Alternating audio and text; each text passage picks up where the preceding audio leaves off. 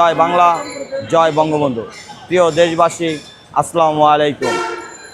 দেখেন, বিগত 24শে গণ অভ্যুত্থানের পরে জননেত্রী শেখ হাসিনাকে বাংলাদেশ থেকে যে তাড়িয়ে দেওয়া হয়েছিল এবং এরদর জাতীয় সংসদ নির্বাচনকে যে বাংলাদেশ আওয়ামী লীগকে নিষিদ্ধ করে রেখে তারা যে নির্বাচন দিয়েছিল, এই ব্যাপারে আমি কিছু কথা বলবো। আর অন্তর্বর্তী সরকার প্রধান ডক্টর ইউনূস যে অন্তর্বর্তী সরকার গঠিত করেছিল, এই ব্যাপারে আমি কিছু কথা বলবো আপনাদের মাঝে।